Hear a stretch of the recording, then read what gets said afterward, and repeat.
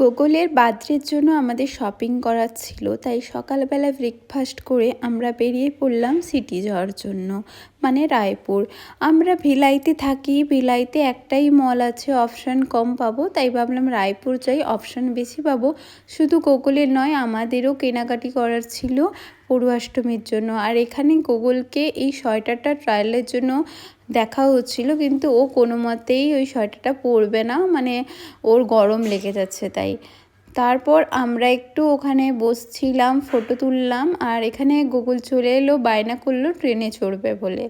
পূর্বাষ্টমী আমাদের খুব ভালো করে পালন করা হয়, মানে বাড়ির বড় যারা ছেলে মেয়ে তাদের পুজো করে জামা পরতে হয়, তাই আমরাও একটা করে জামা কিনে নিয়েছি। তারপর আমরা অম্বুজা মল থেকে বারবিকিউ নেশনে চলে আসি লাঞ্চ করার জন্য।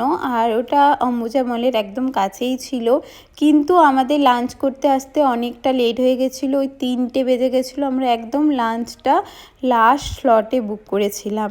যাই হোক, তারপরে আজকে যেহেতু আরও একটা কারণে এখানে আসা, গোকুলের বার্থডে সেলিব্রেশন জন্য, প্রি বার্থডে সেলিব্রেশনের জন্য ভালোভাবে আমরা বেশ দারুণভাবে লাঞ্চ করলাম। আর সবগুলো রেসিপি দারুণ ছিল। আর তারপর চলে এলাম গোকুলের বার্থডে সেলিব্রেশন করতে।